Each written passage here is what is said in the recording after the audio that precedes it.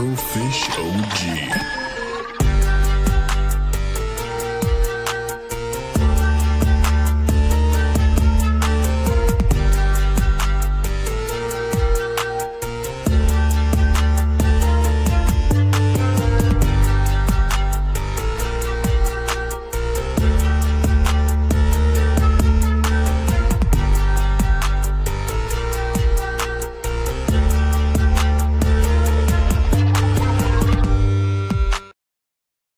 What is going on, everyone? Welcome to season 2, episode 20, which would be actually for all y'all episode 50 of Afro in the Know. For those who, it's wild, bro. Fucking 50 episodes. Like I've been doing this since February 8th of 2025. Which, for those who don't know, was last year. I don't know. Some people aren't good with numbers. So I'll let you guys know. I'll fill you all in. Don't worry. I do a good job with it. I graduated. Okay. I graduated, so you don't have to. But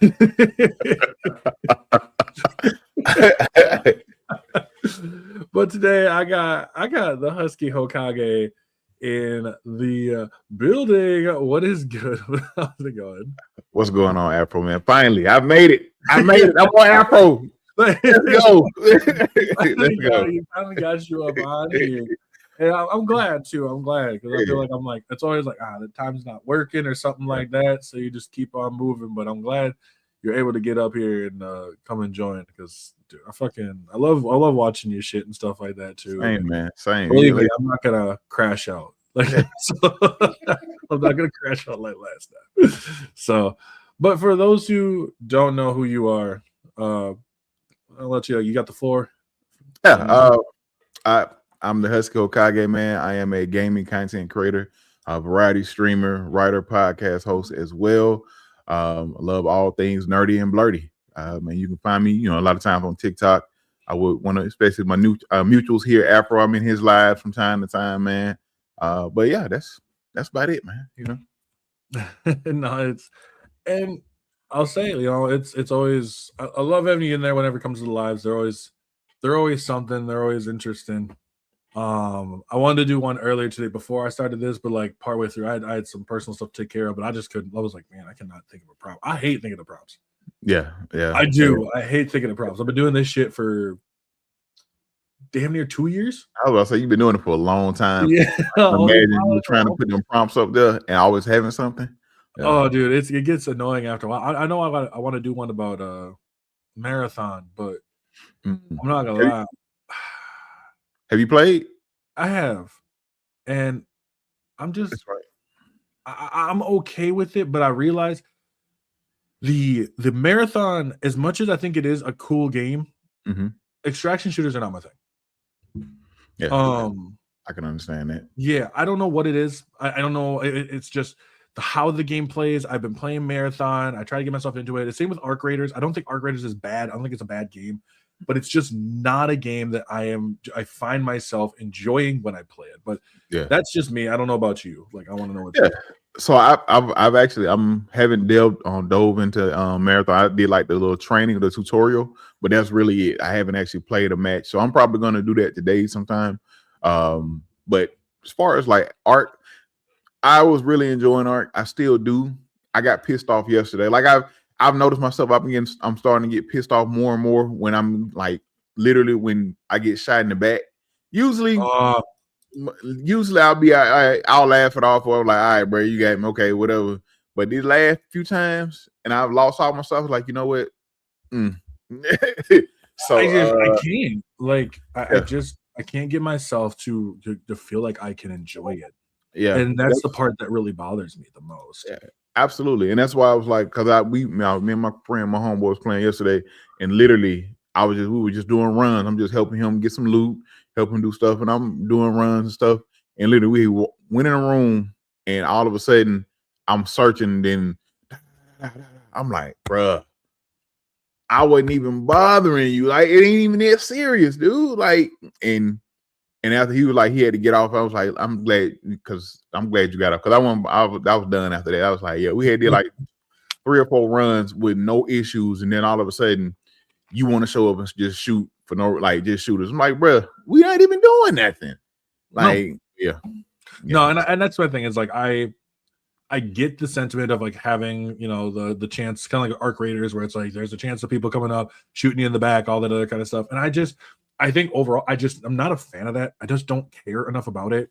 And so when it happened I died in Marathon, and I think it was to a person. Yeah, it was a person in the back because I got killed by him.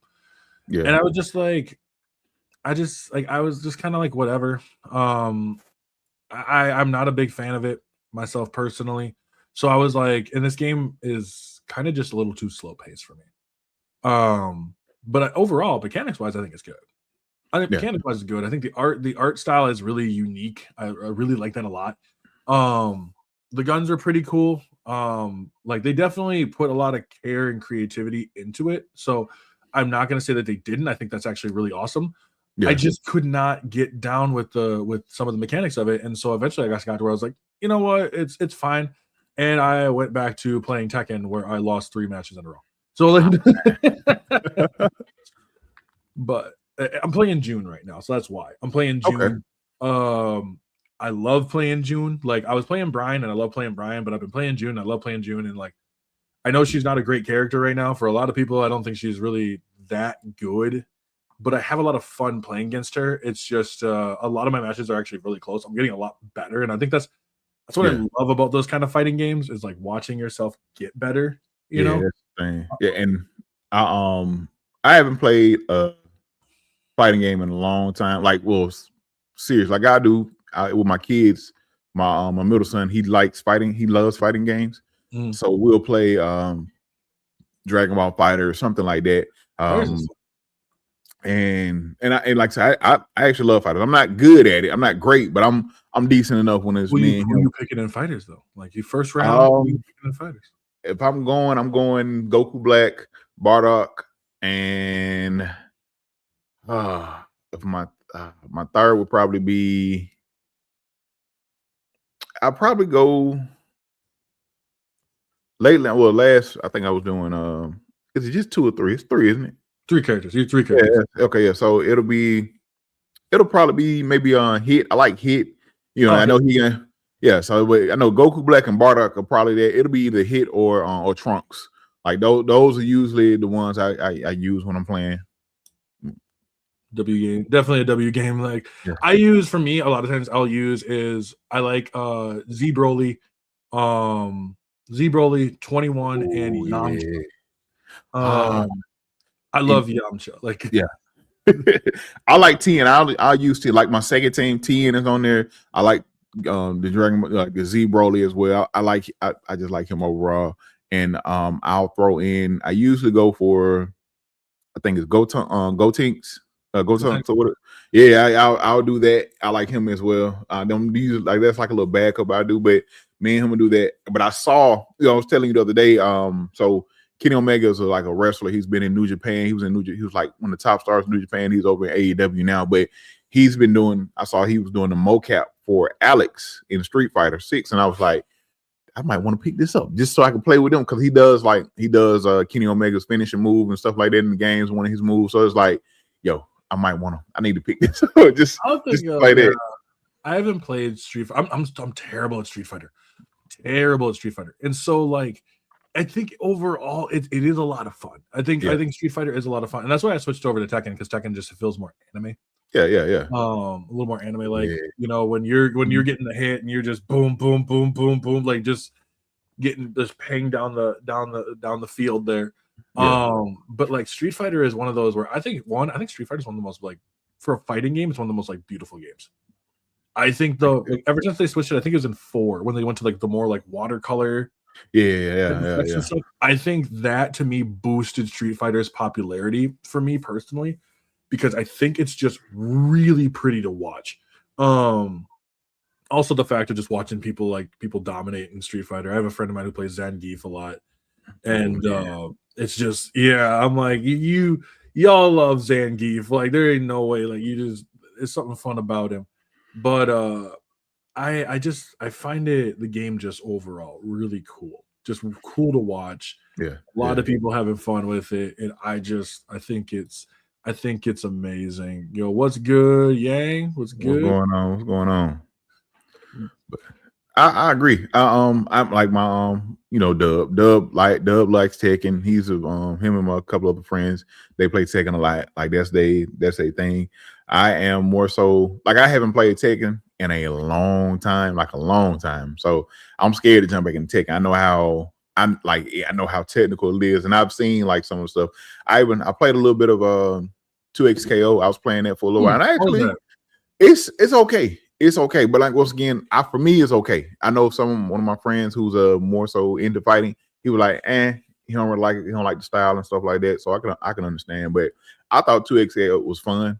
I actually ran a few matches with Clark from Chilling the Party one night. We was on streaming, and I was running a few matches, but with him. But like that's pretty fun. I even got once again got my son to download that so he can play. But that I wouldn't mind giving Tekken another try, but it's either I'm gonna pick up a fighting game this year. I'm gonna try to pick up either it's gonna either be Tekken or Street Fighter. It's gonna be one of them two, just to get back in there and feel around. Because mostly I'm playing my regular everyday game. Well, everyday games is either college football.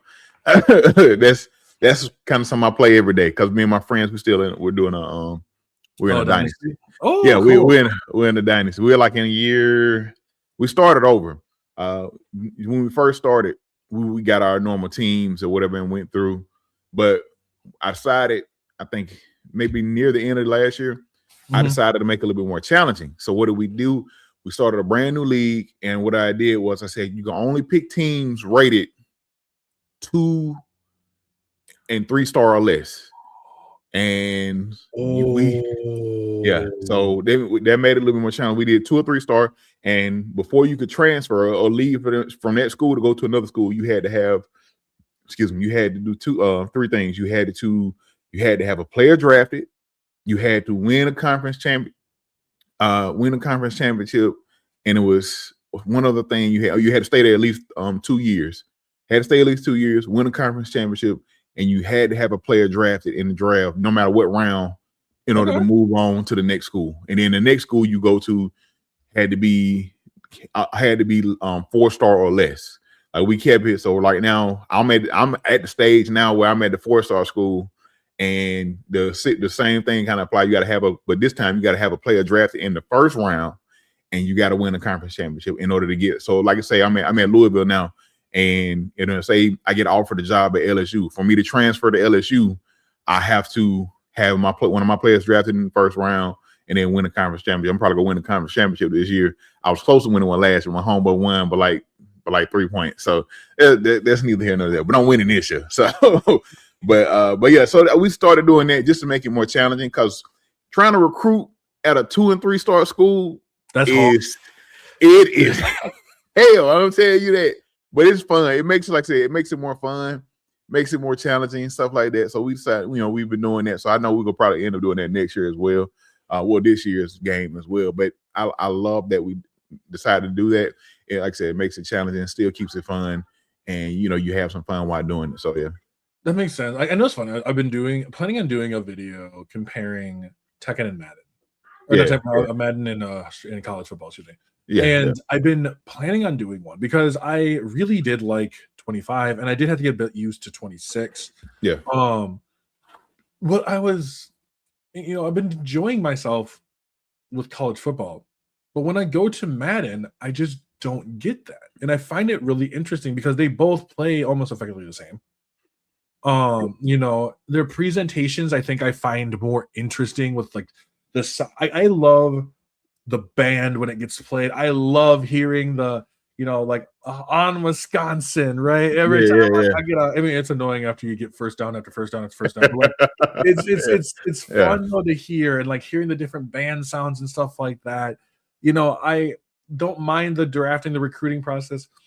Sometimes I just let the computer do it, and I just keep playing the game. And then when the computer starts playing like shit, I jump team. So like, but I think when I go to Madden and I go listen to Maddens, and like this is actually something I was big on, is I like the fact that they brought in more commentators for Madden. Yeah. Thank God, because I was like, oh my God, I can't just deal with the fucking Same old. Yeah, the same old. But they brought in more commentators, which I'm fine with, and I'm glad about. My problem with it is it doesn't. They need to work on actually being able to commentate, especially high-powered plays. Yeah. Because it's like, oh, I break off a 45-yard run. Oh, he could go all the way. And Damn, that's like it. I thought it a lot more excited in my head, like I'm like, I don't know, like I was like having a hard time with like, oh, touchdown Texans, and I'm like, damn, like at this point, I'd rather just have them just do AI voices of John Madden and just give me that back. Like I was like, at least he sounded like he cared. And I think what would be a cool feature, man, is to start like have someone have actual live commentators, like especially when you're streaming.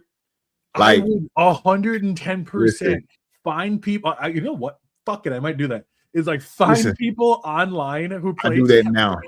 Oh, really? I do that. For my friends. So what we do, like we're in a Discord as well. We have and whenever either one of us will like say we're either playing each other or somebody they'll stream the game to the Discord channel. And literally one of my favorite things to do now is to commentate. I'll sit there and I listen. If I'm not playing, it is on. I enjoy it. I was like, bro, I need to figure out how to do this on a regular basis because this is fun. Like, and then you're trying to figure out stuff and say, catch up. Like it is so good. And so I'm real good at paying attention to details. They'll be playing and I'll catch a player's name to that. Like such and such did a big game. So like, man, when did you? How do you know? I love doing it. But like, listen, that's something I would love to get into doing is commentating. I would love, like, I think it's and it sucks because I don't want to knock on the commentators because obviously commentating in real life is a lot different than commentating Madden. I got to keep it within a certain probably like volume. These are all speculation, but I got to keep it to a certain volume limit and all that other kind of stuff. I don't like that. But yeah, if I can go and like see like it's like I don't know. You have two left here, two wide receivers to the right, two wide receivers to the right, one on the left. Stroud backs up, throws the ball down the field, touchdown, Nico Collins. Like I want to hear that a lot more than touchdown Texans. Do I get paid now? Is that like But yeah, I completely understand because you want that, you want that excitement a little bit more, especially when you're playing. You need that jolt. You get that jolt of energy from the commentators from time to time, man. It's always good to hear it. So yeah. I want it, and I don't know if they can do it on college football as well because they do this it's like Kirk Herbstreit and Jesse Palmer from time to time, and I think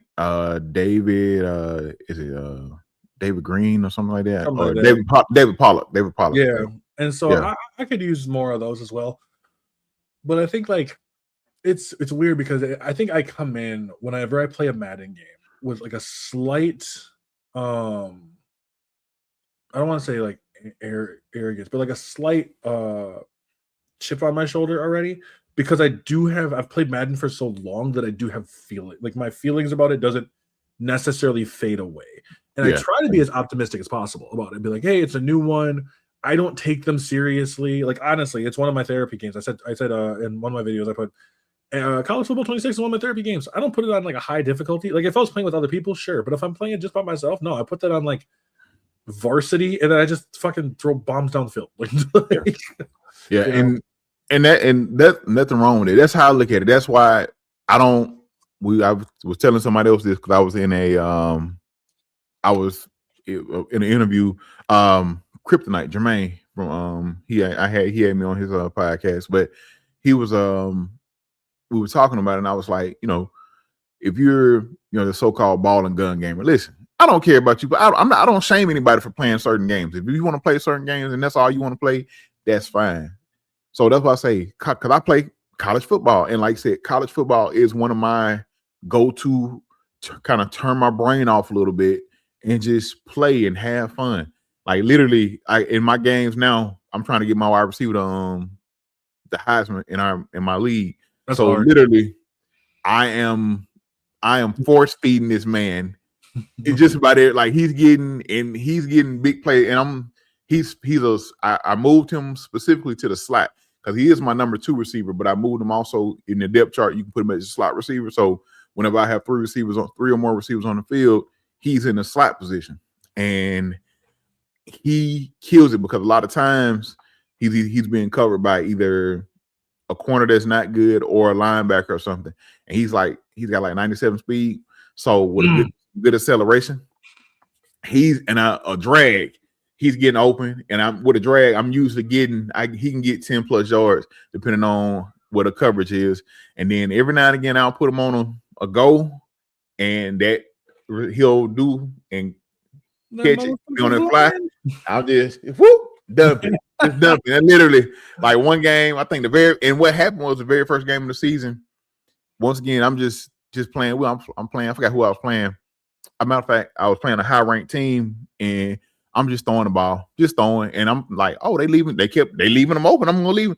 I think he ended up with like 300 yards receiving that game, and I was like, oh, And I look, this might be it. I'm like, you know what? I'm going for it. This is gonna be my receiver. This is gonna be my person. I'm gonna win the Heisman with, and I'm gonna try to get him. Well, this is my guy who will get drafted in the first round, and he was a transfer I picked up too. I'm having fun this season because I'm like literally, I like to throw the ball anyway. My run game is somewhat non-existent this season, but I have been throwing that ball like just airing it out, and but like I said, I love it. I love just getting in the game and playing, having fun, turning my brain off. Even when I'm playing with my friends, or we'll all be playing our game at the same time. We'll be in Discord just talking trash and just talking in general, having conversations, and just being in like that's therapy. That is therapy for me. You get in there, you get to talk, you get to have fun, you get to relax, you get to get some stuff off your chest from time to time. You get to share thoughts, get advice from your peers, your friends, or stuff like that. That's therapy. And I think we all need something like that or whatever. Not saying don't go to therapy if you need it. If you need to go, you need to go to therapy. There's a lot of people who do it. Correct. If you need a therapist or you need like professional help, please seek it. Please go get it. It's therapeutic. Thank you. There's nothing wrong with that. There is absolutely nothing wrong with that. But it's also good to have them people that in your circle that you can talk to and bounce out ideas off of, or just share to get stuff off your chest from time to time. And that's what it is. Playing the game with them, whether I'm playing college football, whether I'm playing ARC, or whether I'm playing something else. It's good to do something like that. But yeah. Right. And I agree with you. That's why for games like college football and just other therapeutic games, I use Spider-Man. as an example. Yeah. Spider-Man 2 just swinging around New York is just fun. Absolutely. It's just fun. It's you are like there's the amount of like fluid movement I can get anyways from it, and it's just a peaceful thing just in general. Absolutely. And I love it. Like I love like these kind of games where they can just be therapeutic. I use like Forza as another one. Forza is fun to just drive around, and like once that's like a sunset hits or something like that, I'm like, I didn't realize I've been doing that since Need for Speed Underground 2. Oh wow. I would do that in Need for Speed Underground 2 all the time. I would just drive. I haven't did it in a minute, but like when I was playing Forza 5, back when it first dropped, because I was playing it I'm not religiously, but I played it a lot. And when I was playing it, and after I'll do a couple of races, and I'll just sit there and either turn my music on myself, or I'll just listen to the stations that Forza has, and I'll just drive. And then I'll find myself doing drifting or doing some burnouts, just doing something and it's so therapeutic, so relaxing. It is so much fun just sitting there because it's a good time. It is a good time. Yeah. And it's one of the reasons also why I tell people to find a game like this. Mm-hmm. Find a game that is therapeutic for you, that is something you might have to think about. Whether I know a lot of people, it's like Stardew Valley. It could be something like Animal Crossing. Even I know some people, it's Elden Ring. It's just the fact of just getting into the groove of something and just, you dashing, dodging around and all that. And I love that for people. Something I actually wanted to go back to a little bit when it comes to the fighting games, though, is the fact of what I love about fighting games especially like games like Tekken, like Street Fighter, etc., is the fact that you kind of force yourself to have to take accountability for these. You have to take accountability for how you play. Yeah. Like if I miss, I was playing against a guy I was playing yesterday, and I lost. Like we went 1-1. And at first he was absolutely like he wrecked my shit really bad. But I started realizing that I was keeping up with him, and I realized that like if he wants to end that game quickly, if I can stall on him, because that's kind of more June is more defensive anyways. But if I can stall on him, there was nothing he could do. Like he was struggling to get it, and then he bounced right away. And I'm like, bro, like I think that's part of the accountability thing. Like when you fuck up. And I was really hoping that he play a third one because it was really exciting. But and that's something that it's something we just kind of need in general in this space is a sense of accountability. Oh yeah, absolutely, man. It is, and that's why I we were talking about kids, but that's why I teach my kids now. You have to be accountable for your actions, and whether it's in whatever you're doing, whether it's in gaming, if you mess up, and I tell my kids all the time, it's not. I don't have a problem with you messing up. But like I understand that's going to happen. You're a human being. You're a child at that. You're going to mess up. You're going to make mistakes. We all do. I'm an adult. I told my daddy messes up. I mess up. I make mistakes, but the thing of it is, I do my best to correct my mistakes, or I take accountability. If I mess up, take my accountability, and I do my best to correct it. So either it doesn't happen again, or I know better and stuff like that. And that's why I teach them. And the same thing with gaming. You have to take accountability for the stuff when you mess up. Like if I'm playing somebody, like if I'm playing with my friends and we're playing the game, I know what my friends like to do a lot of times when they're playing on certain things. Like if I decide to blitz, I know when this man go catch the blitz, I know he watching. He know what I like to do. So if I run that blitz this player, that's gonna leave somebody not covered well, and he's gonna probably see it if I don't get to him in time, and it's gonna be a touchdown or whatever cost me. It might, but I have to take accountability for that. It's the same thing like you said in the Tekken. You got to take accountability for your actions, for the things you mess up on. And like I said, it's okay. It's a learning situation. You taking that risk at that point, but you do have to take accountability. Yeah, and I agree. Like when it comes to taking accountability with a fighting game, when you hit a block or you whiff, and that person comes up and you can see it too. Because like I had it before where I went for a kick and like I missed, and I just watched him like wind up, and I was like, damn, he really gonna rock my shit. What did I think was either back in the fight night or even UFC does it. Like if you're sitting there throwing punches and you're not hitting your person, that's going to cost you stamina at a certain point because you're just exuding energy and you're not connecting with anything. So you do have to be careful of that. Like you said, you knew what you kicked, he missed or you missed, and he timed it perfectly and rocked you. So yeah. And something you bring in Fight Night too, because like Fight Night Champions, I loved that moment where you hit a counter on them and like it like flashes for a second because for a fact they like that miss, and it was such a fun feeling too when you get the hit and you watch your opponent just like stop moving, just that boom, they just fall down, and you're like, yeah, no, that's why you don't fuck with me, okay? That's why like I'm a fucking champion. Then I'm walking outside like, yeah. Same, man. I used to and I'm surprised I haven't played it more, but like UFC, I used to play UFC, like any UFC game that came out, man. I was playing it like as soon as it dropped.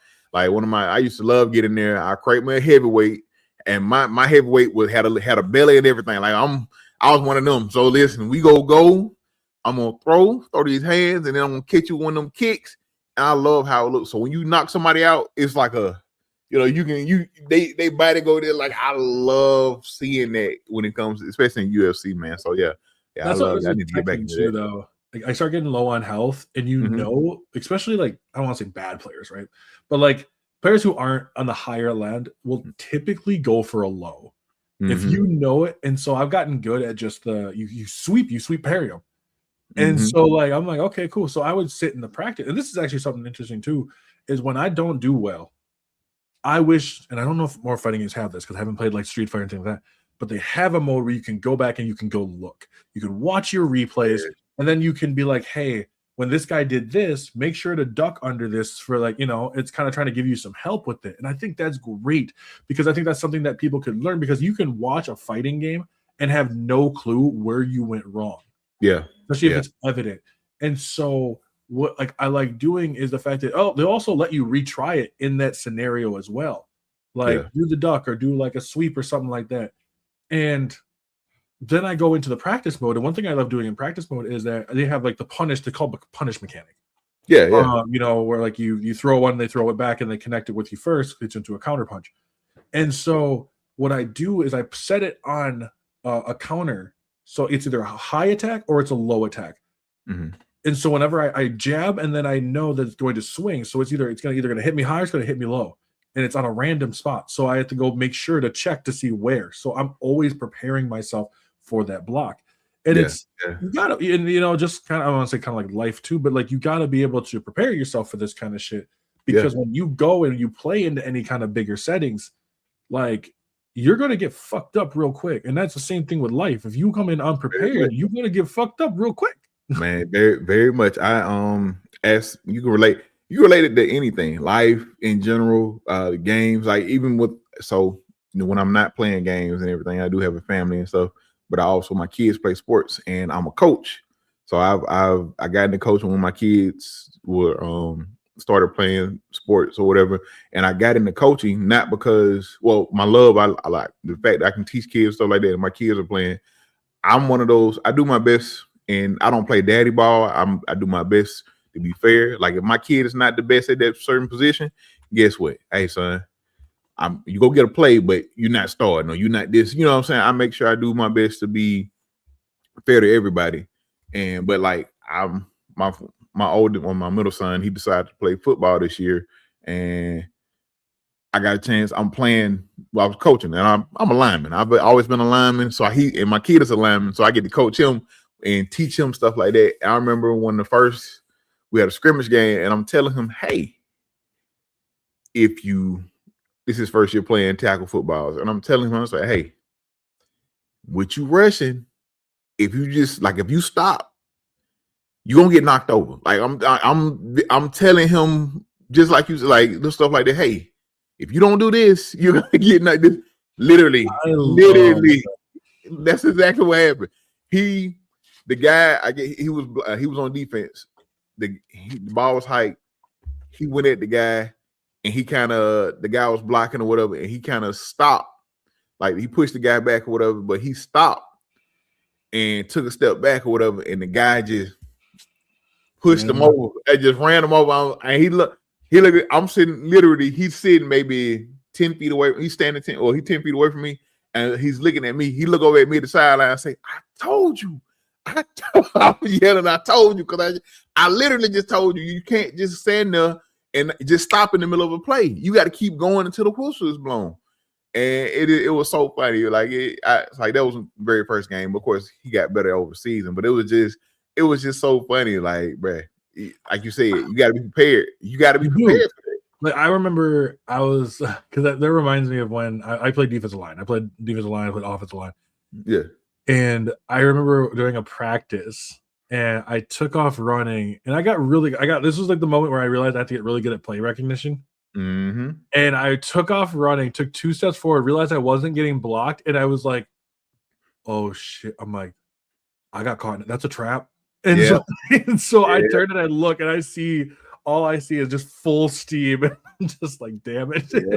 After that, I've never had that happen again. I was just like, yeah, well, fuck this. Yeah, you have to pay attention to certain. Like when I played D tackle, I was so quick off the ball that I would, like, if you pull or whatever, like I would fall into the gap, even if you was trapping. Like I also when I was supposed to be getting trapped, I was so quick, like it was hard. Like if the guard, like if they left me open or they pulled, I fall in the hole, and the dude that's supposed to come to block me, by the time he get to me, either all he's catching is like either my hip or he's barely, or if I done saw him and I know how, because I learned, I think I got caught like one time, but I learned if I can't get him, if I can't get to where I'm going, he's coming, he's catching his shoulder, and I'm gonna plug something. I'm gonna stop the motion, right? I'm gonna cause chaos wherever I'm at, and that's what I was good at. So like if you pull, or if I'm the one that's falling into the gap and you supposed to be trapping me, we still ain't nobody going nowhere because I was hard to move. I was a good run stopper. I wasn't great at pass rush, but stopping the run, I would clog up the hole so much. So it's like, oh. I was the opposite. I was I wasn't the greatest run stopper. And I remember it was so funny. We played, this is when I played semi-pro. And there's a big fucking dude, just big old fat fuck. And you weren't gonna move him. Yeah, you know? And he got the best of me on one of them. But like it was because like the ball's already being thrown down the field. And like everyone at that point is kind of just turning and watching. And I got shoved in the back and I got pissed. Oh man. And so nothing gets called. And I'm like, fuck, whatever. And I realized real fucking quick, this dude's so fat he can't move. So like it's just that if he would telegraph the plays. If he was in a 3-point stance, it's a run. If he had to stand up on 2, it was a pass. And so every time I would watch him, and as soon as he got in the 3, I would stand up and be like, it's like I'm just scream. I'm like, run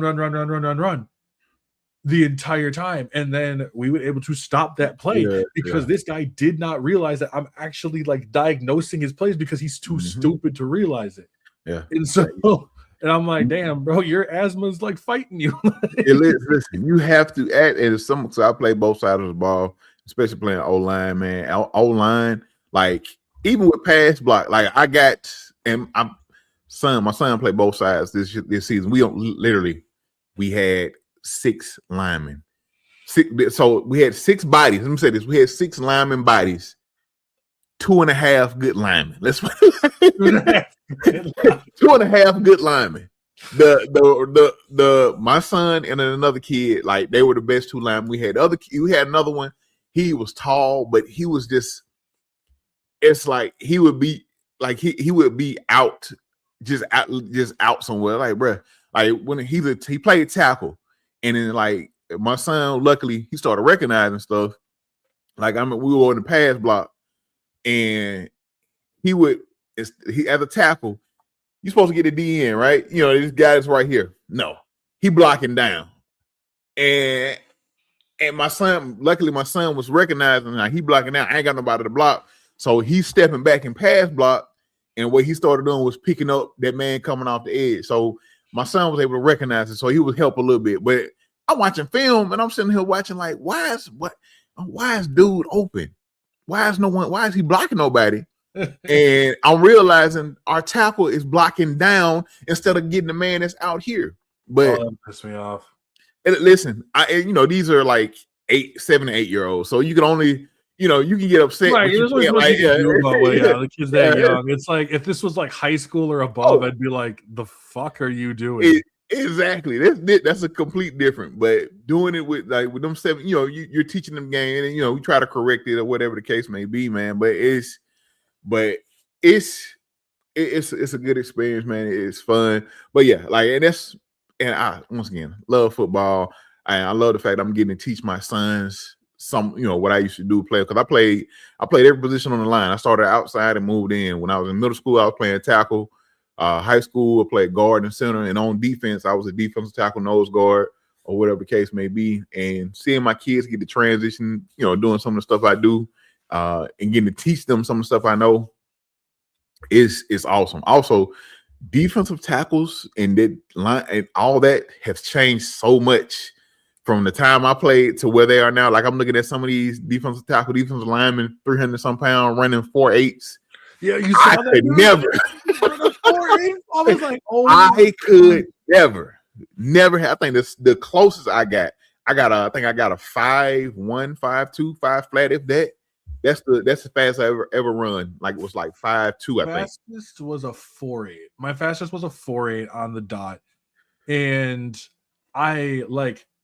but like my skill set, because I wasn't necessarily all that strong compared to everybody else. I wasn't necessarily like the fastest, but I could like I was technically where I knew, rip move, the swim, spin move. I was always good with those, and I could diagnose the plays really quick. Yeah. And I was like, I have to be a lot more technical because I didn't feel like I had the physical stats. Yeah. And what was interesting is that my first year as semi-pro, I played that same way. I played offensive line, then I played defensive line. And like it was one game I played where I would play on offense or play defense, go switch, everyone would switch up. I go back and playing offense, and by like the end of the first quarter, I'm sitting there and like the defensive lineman's like, "Are you okay?" Like the D end is like, "Are you all right?" And I'm like, I haven't been out this field. And so like I took like 2 steps, like blocked, and he just like stopped moving because he felt bad. Like I was just like, I can't. And so I had to get myself out the field. But my second year was interesting because like the thought process for the defensive line would change. Yeah. It was no longer defensive ends outside contain, anything like that. Your job was just to blow shit up, and the linebacker's job is to go make the tackles. Yeah. And I'm like, okay. So every down was just boom, just running in as fast as possible. Mm-hmm. And I was like, bro, like this is great. Like I'm like a walking what was it, Mario the game, like the walking bombs. That's what I felt like the entire time. You just blow stuff up and keep on running through. And on that way.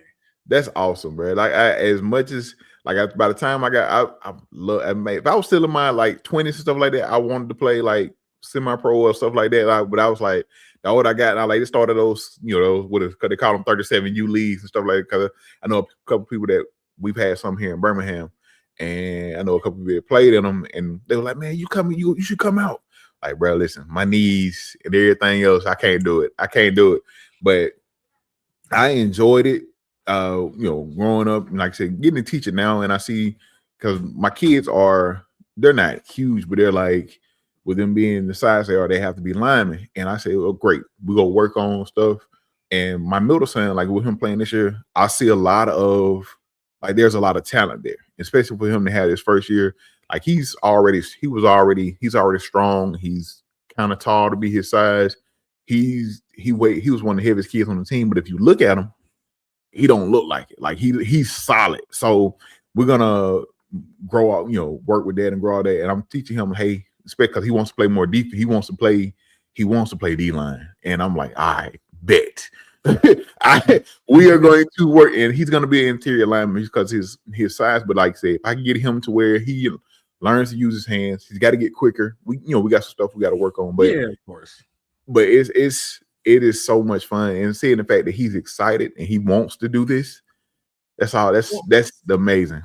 And to add it up too, like I think the one thing that's like I always hate it for offensive linemen, because I say offensive lineman is like one of the most critical positions, because if your offensive lineman's bad, your offense ain't going nowhere. Yeah, it's not. You can watch pretty much any sports game, or just go watch the Jets. Or go look at watch Super Bowl. That's what happened in the Super Bowl. Yeah.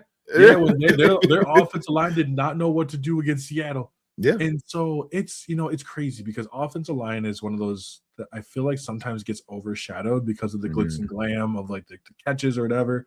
And I'm so glad. I don't know if you noticed, but they put in a blocker of the year. Yeah, I didn't know that. They added a blocker of the year. I think it's called. I remember it's called blocker or keeper or something like that.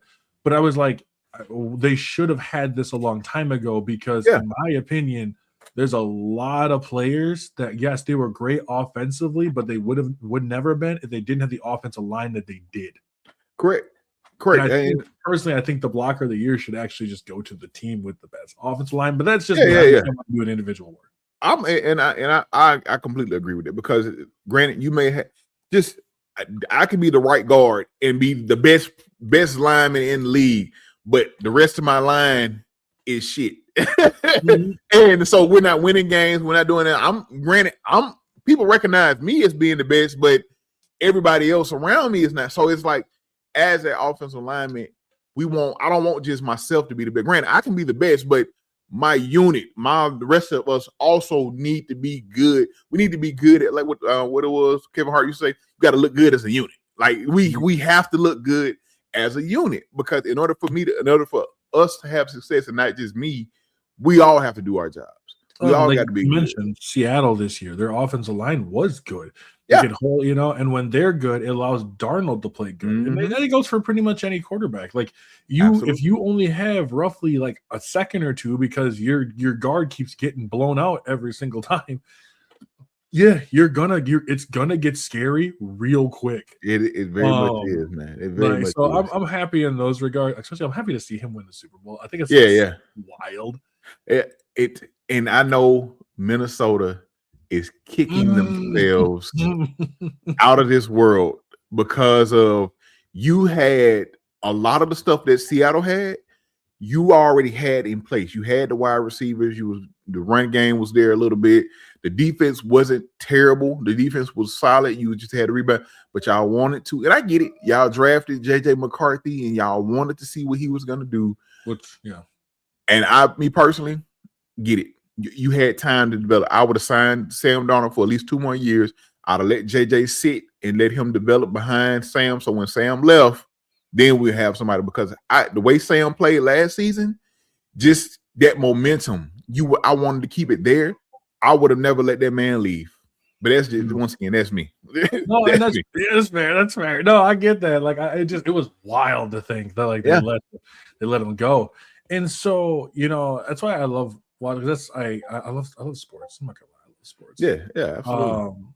But it's crazy, like just thinking that like they just moved him over, like, nah, you're good. 3-year contract, boom, Super Bowl win. And I'm just like, damn, and it's just they played so good as a unit too. Yeah, they do. Unit, they all played solid, and like, the games between, like, they played against some tough opponents and stuff too. It was just really fun to watch Seattle go off like they did. Sam is crazy. So Dre, Hero Dre. So Dre. What's good, Dre? But like, when it comes, and I'll wrap this around back when it comes to gaming a bit too. Yeah. Because for you, I know like you also said you do writing stuff on top of that. And like a little more about what's that about. Yeah.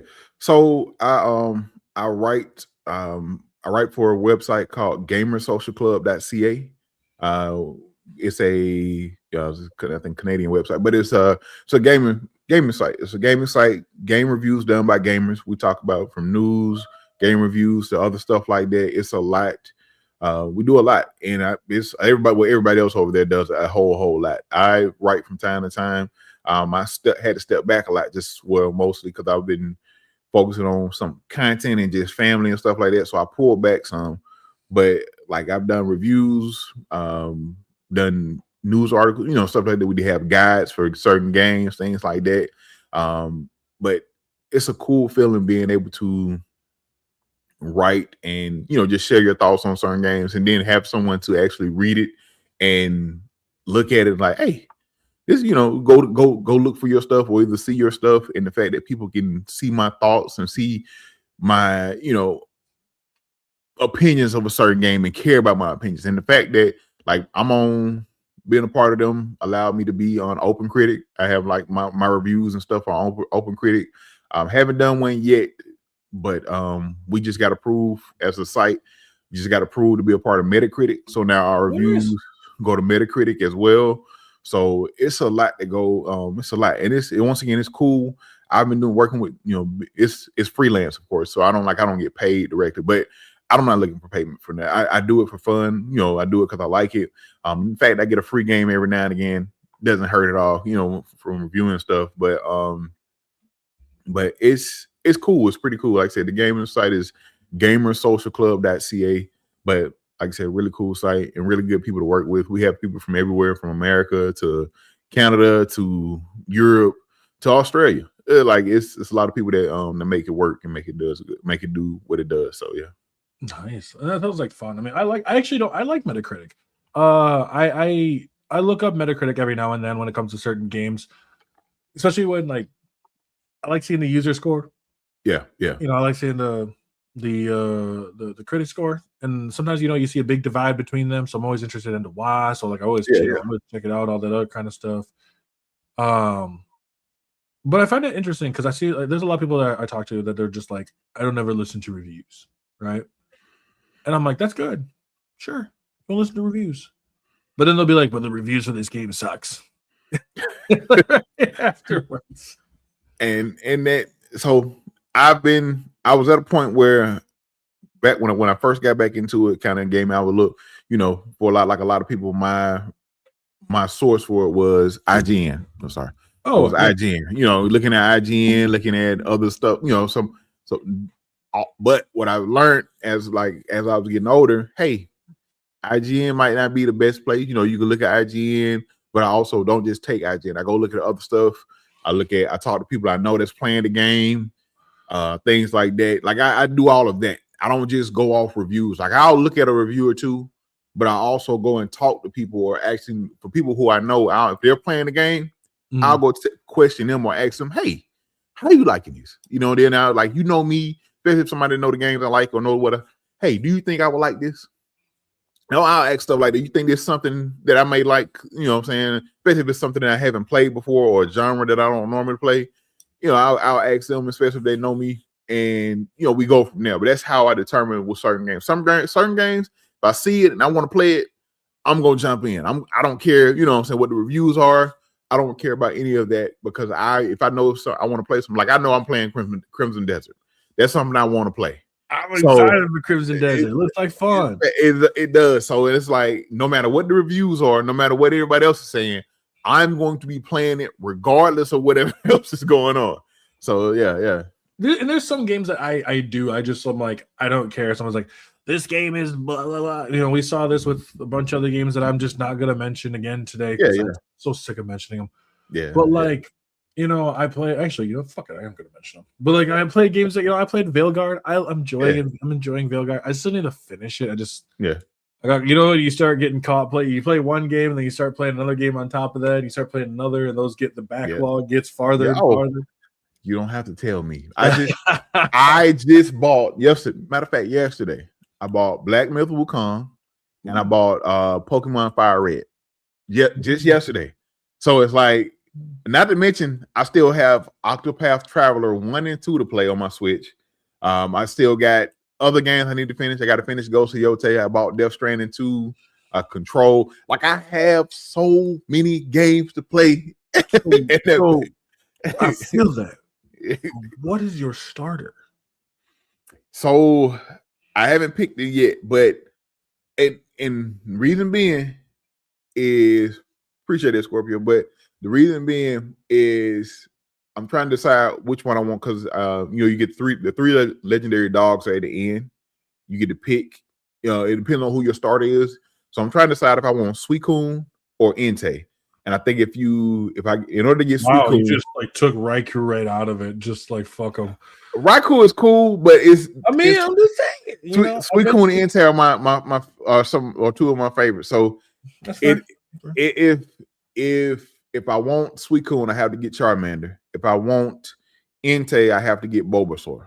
And I'm like, I don't know. I'm trying to decide because I always go water. I always go water. I have water every fucking time. Same. It's rare. And me and Doug was talking about this last night on we did an episode of Victory Road talking about the Pokemon Presents. And my normal choice has always been water. When I first started playing Pokemon, my very first starter was Squirtle. Squirtle Squad all day. And when I got gold and silver, Totodile. That's what Totodile to this day. Totodile is my favorite Pokemon. Well, it's 1A and 1B. It's Totodile and Dragonite. They're like my two all-time favorites. So it's them. Totodile pretty cool, Yeah. So I'm a mud kid. When it was Pokemon Ruby Sapphire, I chose first. When he got into Swampert, fuck yeah! I was like, that's awesome. I love it. I got a love of Swampert when I played Generations 1 and 2, fell off, then played 3 and 4, jumped back in 5 in Unova, and played through Unova. Then X and Y came out, and then Alpha Sapphire, and whatever those came out.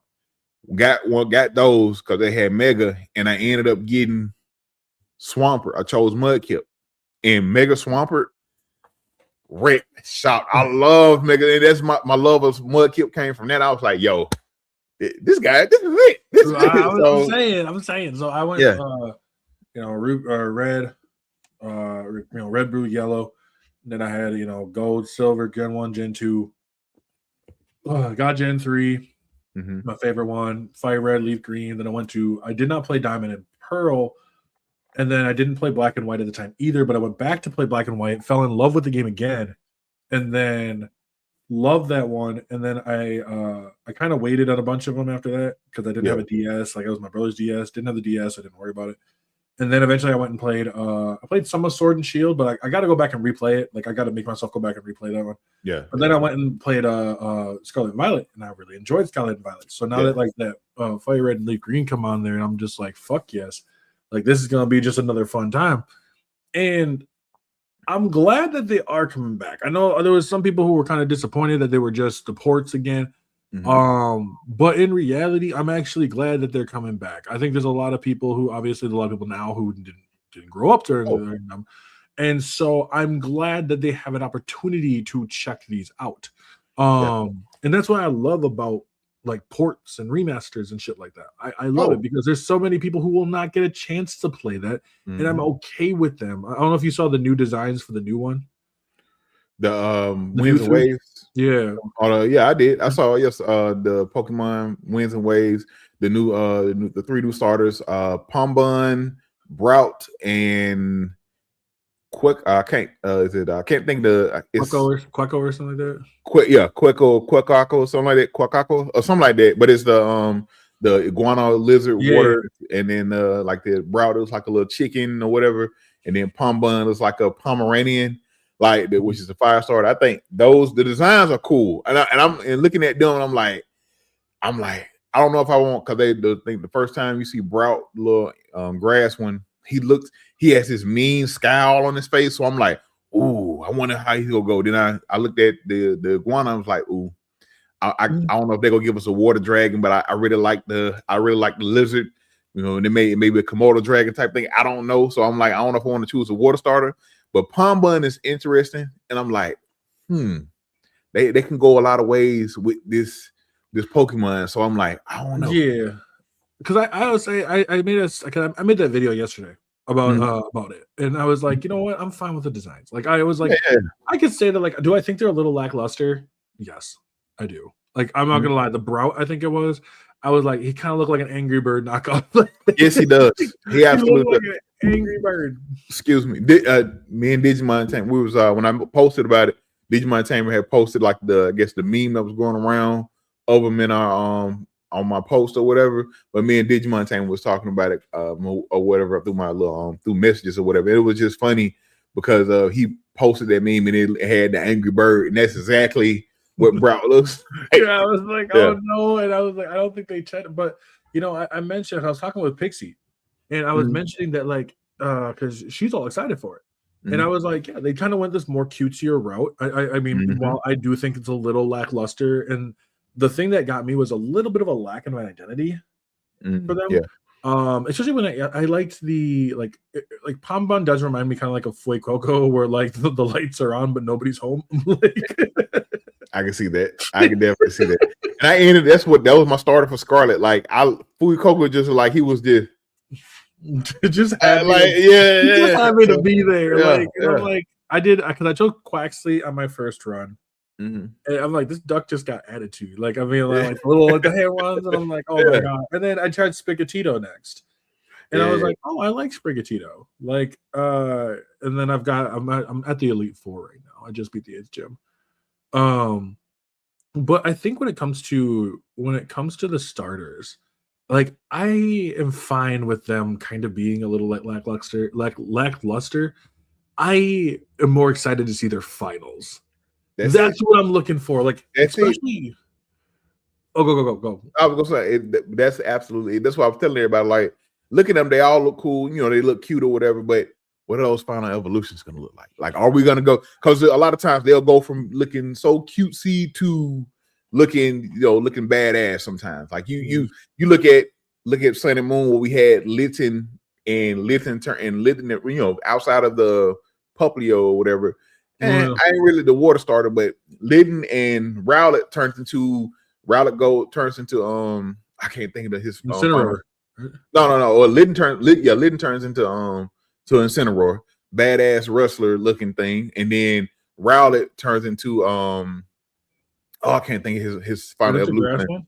Yeah, he turns basically he's an archer. It's an archer owl, which is badass itself, and I can't think of his name, but his final evolution's name. But like the designs were pretty badass at the end. Even Fui Coco, he turns into once again, can't think of the final evolution.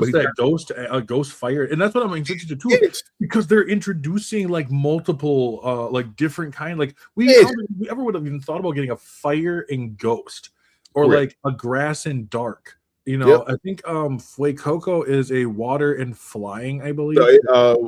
Quaxley. Yeah, it was water and something. I think it's water and flying. It might be. And that's what I was hoping. It was with the final evolution, they do these new ones. So I'm hoping for maybe like a water dragon. Because my cousin Doug was like, they're probably never gonna do it. They're probably gonna never give a starter a dragon type. And I'm like, I know that, but at the same time, this would be so bad. He was like, I want one. They need to, because it's like, and he was like, well, if they give it dragon, it's gonna open up to this type and all this stuff. I was like, well, you gotta think about it. It's water dragon. It's not dragon water. If it was dragon water, it'd be a little different. But if it's a water dragon, it won't have access. Because he was like, it'll have access to thunderbolts. Hey, no, it won't, because it's a water dragon. Dragon is a second typing.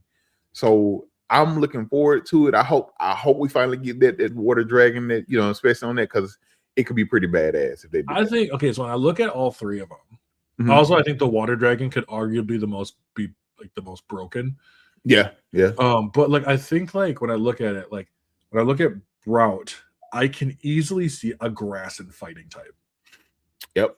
Would be kind of cool seeing grass and fighting with Pom Bomb. Yeah. I see possibly fire and fairy. Yep.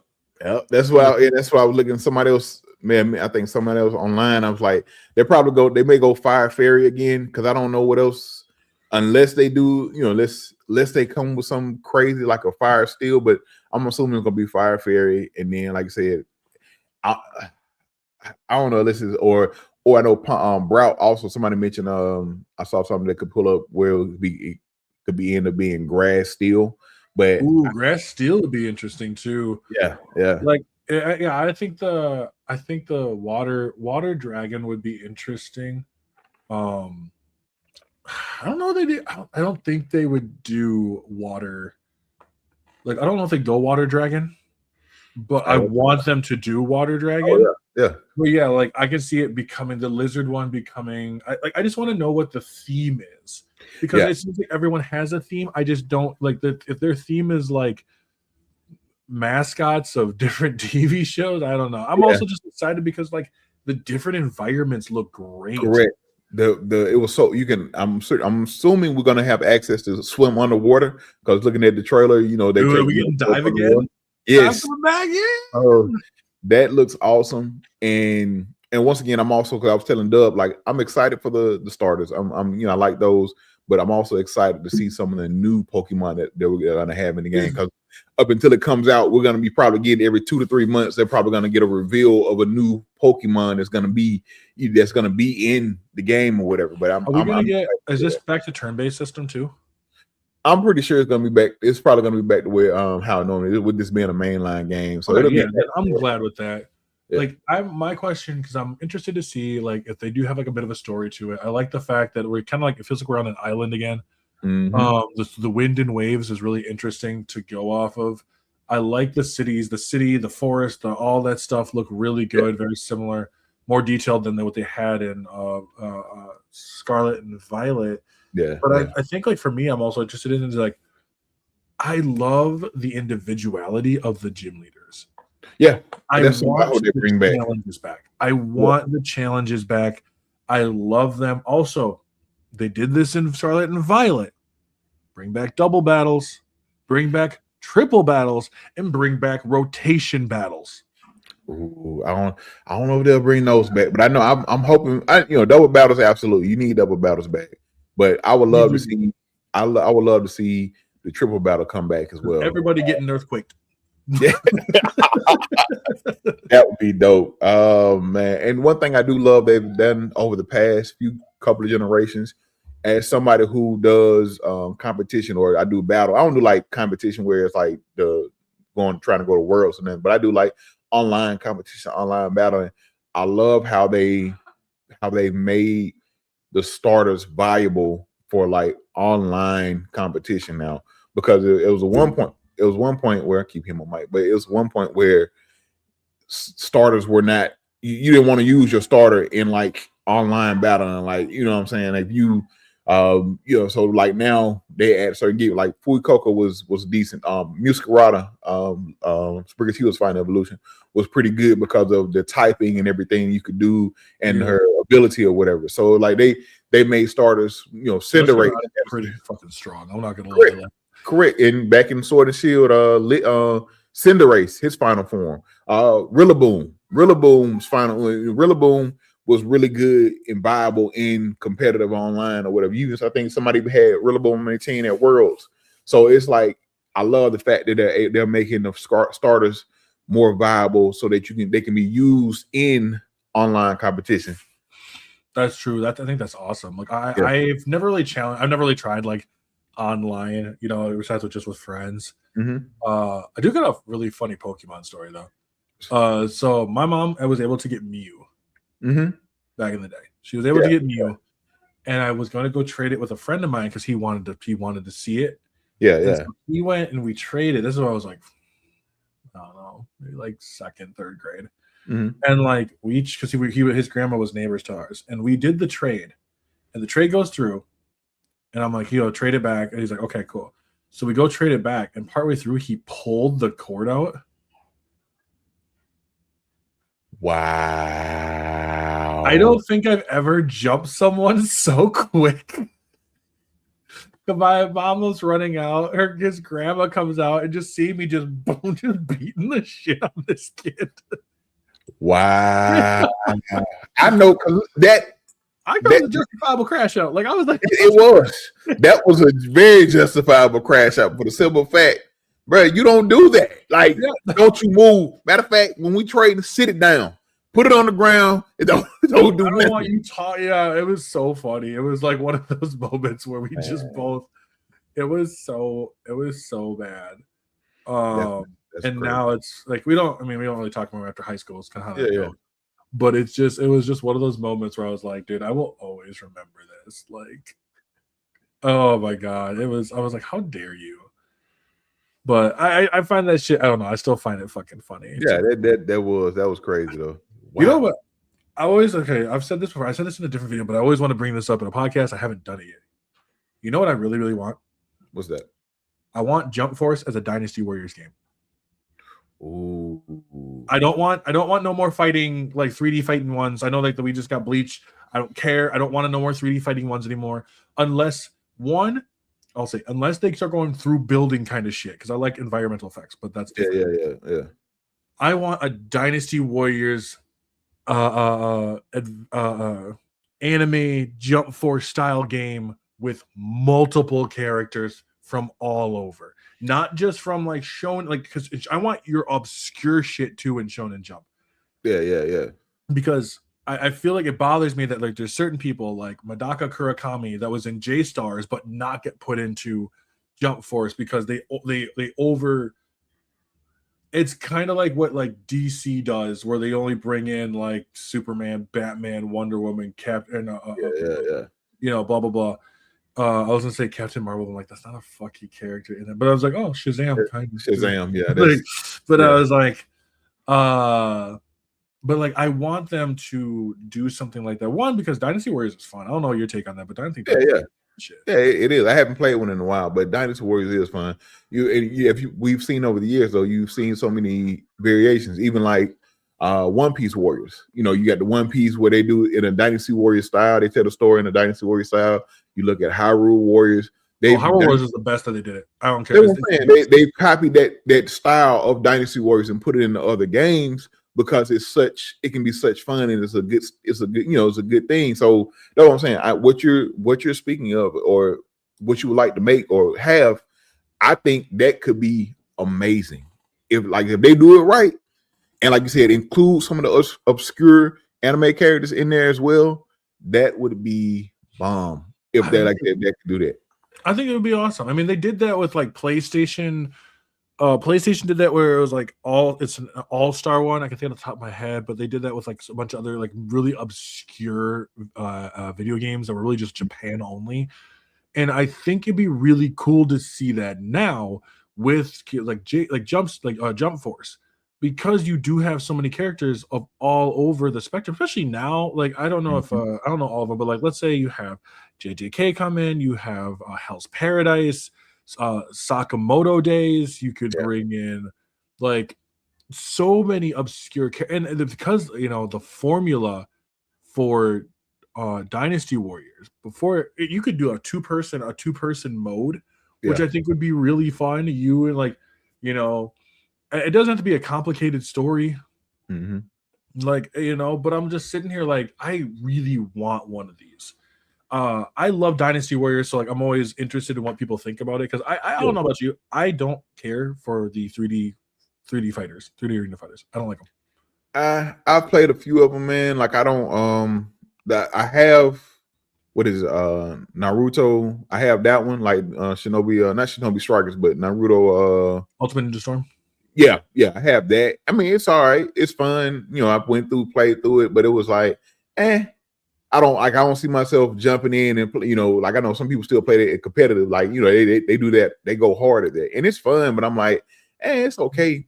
But what you're speaking, like I said, the Dynasty Warrior style with anime, a Jump Force, man, listen, that sounds like that, because like the fact of you could get in there, especially if it's 2-player, co-op, whatever. We can all jump in. I jump in, grab somebody, grab Midoriya from my hero, and get Bakugo, stuff like that. Like you're able to pick your character, jump in, and just go to work. You know what I'm saying? I think that'll be dope. Yeah, I do too. Like I just, it's always kind of amazed me that like we haven't really got one. Yeah. And it also kind of bothers me a little bit, because I know it's like kind of a licensing thing, but I think that they go through Shonen Jump anyways, which I believe is like the biggest one for Shonen. It makes the most sense for them to make something like that. One, because then you don't have to worry about the fighting changes and all the other kind of stuff. You can introduce new characters, all that other kind of stuff. I think characters like from Fire Force would be really fun, like Shinra. I would have Shinra Maki, like maybe just Maki or something like that. Maybe a villain or something like Sho. Like I just think that like it'd be really cool to have. I don't know if we'd ever get one, but like with the failure of, and I call it a failure of Jump Force, because I feel like Jump Force was a big we dropped the ball moment. I do as well. I do believe as well, man. It could have been so much more than what it was, but like I said, I think they dropped the ball. And like, granted, I know a few people that was playing it or that played it a lot, but like I said, it still could have been as big as anime is. I feel like it had a chance to do, be bigger, and it just wasn't done right. No. So, but yeah. No, exactly. It's funny. I was just talking with someone earlier about that line when people are like, I just want this kind of game, and they're like, blah blah blah. They're like, it just has to be done right. And I was like, damn, I can't argue with that logic, but like, what do you mean by done right? You know what I mean? And I read that. I did that. I said the thing of like, if like pitch me your favorite, what your fictional video game would be. And it's like an open world Star Wars game that would actually be done right. And I'm like, I don't know what that fucking means. Like, you need to tell me what that means. Like, if I'm telling you, pitch me a story, you have to come through with everything. Like, this was 3-second thinking bullshit, and then they took more seconds to type it out. See, and that's why I try to. Like when I said, in that sense, as far as you have to make the game marketable, you have to make sure that you include elements of Dynasty. Like if you with Dynasty Warriors, like you include those elements, those aspects and elements that make what makes Dynasty Warriors fun. You have to make sure you include that, and also have the ability when you're including the anime characters to make sure you have their moves. You know what I'm saying? Make sure you have the right move sets for them. Make sure they have the access, the ability to use whatever their special is. Goku can do, Kamehameha. Luffy has all his gum gatlings, whatever the case may be.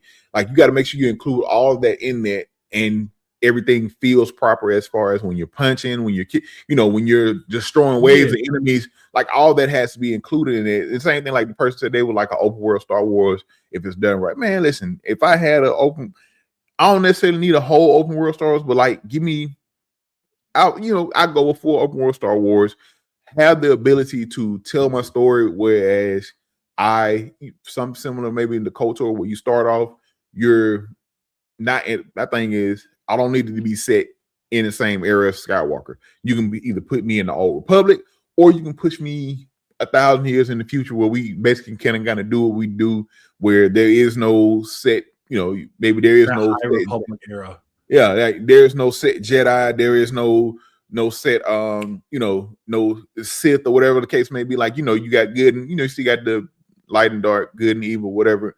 But you have to find your own path. You know what I'm saying? You get a chance to explore. You don't start off as a Jedi, you don't start off with a lightsaber. You start off being just a random person who maybe somewhat force sensitive, something like one of my favorite people in the Star Wars universe that's not a Jedi but would have been a Jedi had it been around was Shirt Inway from Star Wars Rogue One, which is Donnie Yen's character in Star Wars Rogue One. Blind guy, but clearly should have been a Jedi had the Jedi still been around or before Order 66 took effect. But like something like that, you have some of the skills, but once again, Jedi's not really a thing, Sith are not really a thing. Everybody's still going on about whatever, but having that ability to space travel, you know what I'm saying? You can go explore, you can do fly around, you run into, maybe the Empire's trying to make a comeback or whatever the case may be. You have elements that you can pull from that you enjoy. The story can kind of be yours to figure out whatever choice you make. You can choose to be part of the Empire. You can choose to be part of the Resistance, where you have that option of, hey, you go down this path, you will become a Sith or whatever, or along those lines, and you will eventually lead the Empire. Or my choices to matter. Yes. Like let's say you end up going down a dark path. Yeah. You can't just bounce back to the light. Correct. There's a lot. It doesn't work like that. It don't work. It won't work. Where you know what? I don't want to be evil anymore. I want to go over here, and all of a sudden, no.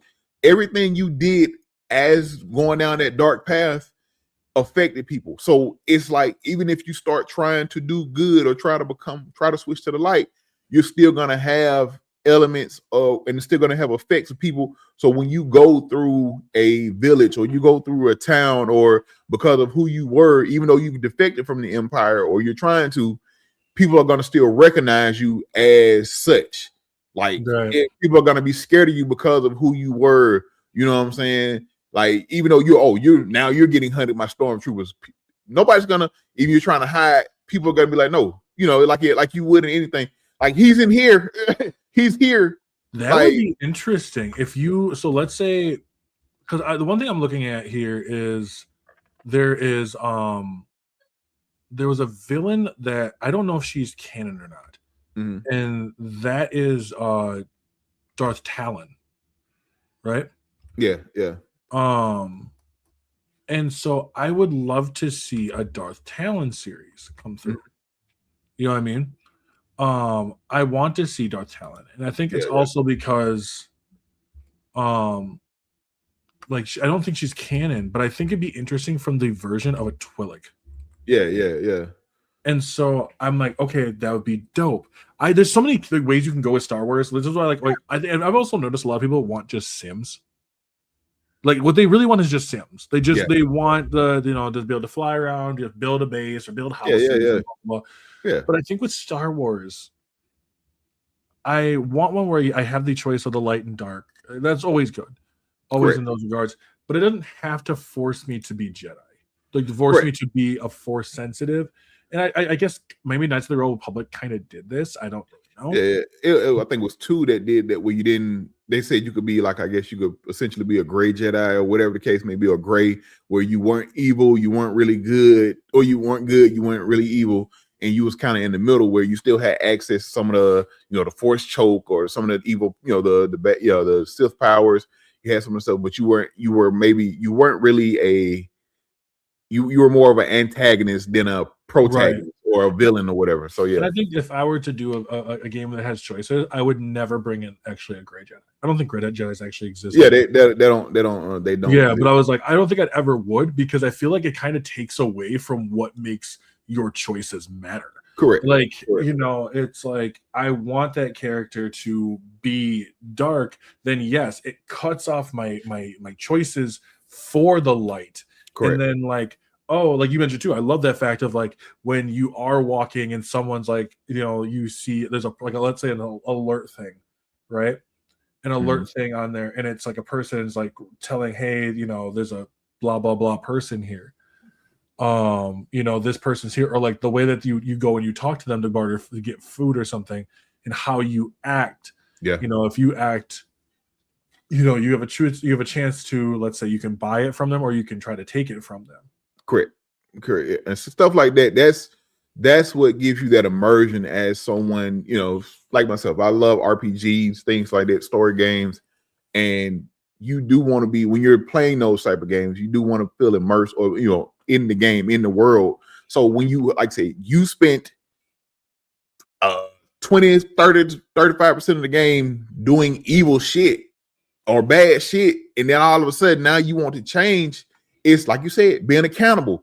The game is not going to allow you to just, well, I don't want to be evil anymore, I'm going to go start doing good. And those options of good and interactions and stuff like that are going to come up. Like no, it's not. You're going to have your evil stuff, like, I'm just going to beat you up and take it, or I'm just going to try to steal it, or I'm going to just, take it and not pay you for it. Like, you're going to have that. There's not going to be a good option, like in the dialogue or in the choices. There's not going to be an option for you to just not do something that's completely good. Well, I'm just going to pay you for it and thank you for it and go. It's not going to give you that because you spent the game being or doing evil shit now. So you're going to have to basically build up and take that accountability and deal with that because of the choices you made, which is what happens in real life. I mean, people want that.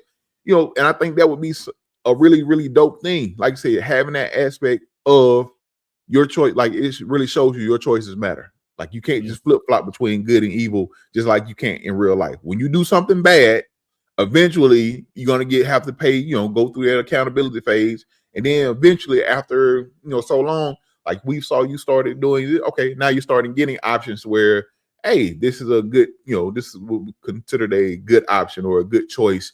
You're going to have that options available for you, or dialogue options, or whatever the case may be in that game once you did enough on the opposite side or did enough in the middle or whatever to warrant that or whatever. So yeah, I would agree.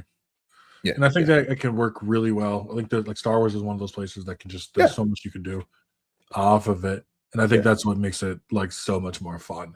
Yeah. I do have two final questions for you. Sure. I appreciate you being here. No problem. First and foremost, where can everybody find you? Yeah, I am the Husky Hokage on everything. I'm on TikTok. We're working on. I'm on YouTube as well. Also, your boy is working on more long form content. So I'm going to start doing more on long form content on YouTube. Also, we have also created a Victory Road page. So we're going to start posting the clips from our interviews and just from the show as Victory Road AGP over on IG and TikTok. So you can follow us there as well. So you'll see me, and you'll also see the infamous or famous Dub. He's a character. Afro knows, he's had a chance to meet him on a few occasions. But Dub is a character, man. But you'll be able to meet him as well. So you'll see some of the stuff. But that, and just like I said, the Husky Hokage everywhere. I'm on YouTube, IG. I'm just about everywhere under the Husky Hokage. Awesome. And my final question here is, I usually say it about gaming, but I like to expand out. What does nerd culture mean? Like, what does that mean to you? to me, it means everything. It's part of who I am. I've been you could say a nerd, but I've been a nerd or a blurred since the beginning, since I've and being coined under that. But like I started watching anime at like 6 years old, and at the point in time, just from one of my very first animes shouldn't have been watching it. Definitely shouldn't have been watching it. My very first anime was the Ninja Scroll. I was one of those kids that didn't go to I was a night owl, and we had HBO or Cinemax or whatever. And thankfully, it wasn't one of those Cinemax flicks, but it was Cinemax. It was. I'm watching, and I saw a cartoon. It's 12 o'clock at night, so I see something I'm thinking it's a cartoon, and I see ninjas and swords and stuff. I'm like, hey, let's watch this. Mind your mom sleeps, so I'm sitting here and watching, and lo and behold, it's out later. Seeing the city name Ninja Scroll, found out what it was. But like, I've been watching anime, playing video games, reading comics. Comics was part of the reason I learned how to read, or I know how to read now, because of comics. Even growing up watching Star Wars, been a Star Wars fan, Star Trek as well. Like, I love all those things. The nerd considered culture, or whatever the case may be, is not just it's a part of me. It's who I am. Like, it's what I love, man, and it's something that I enjoy, from gaming to everything else that can be considered. Like, I'm a what they call them? I'm a Whovian. I love Doctor Who. Like, I take part in all of it, man, and I love it because it's so much good stuff that people want to call nerd or whatever the case may be. Call it what you want. I'm going to enjoy it. I'm going to have fun, and I'm going to love it. So yeah, that's all that matters. Yeah, that's all that matters. Also, I just saw here the record for the quarterbacks, the jump right now. Yeah, 43.5. Whoa. 43.5-inch vert. Wow. Yeah. Wow. That's insane. That is insane. I saw somebody hit. Who was it? Who did it? Did they say? Let me go check real quick. I saw that as just like that was like I was like, hot damn. No,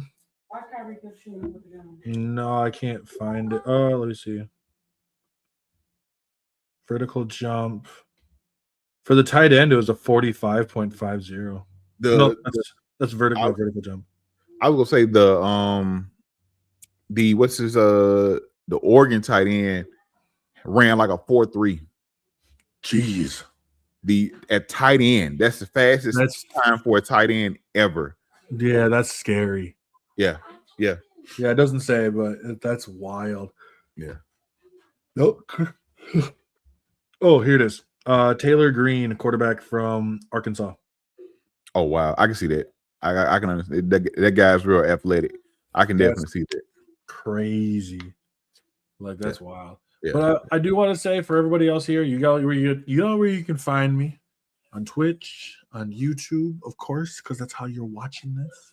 Yes. You got the IG, you got TikTok, you got Threads, you got Facebook, on pretty much every social media post. And as long as that, yeah, I had something else to say, but it's fine. But like, I appreciate you being here, Husky. It's about time we got you up on here. It's my pleasure, man. Thank you so much for having me, man. Really appreciate it. 110%. And for everybody else, as you know, I'm Taylor from Afro OG, and I will catch you all in the next one.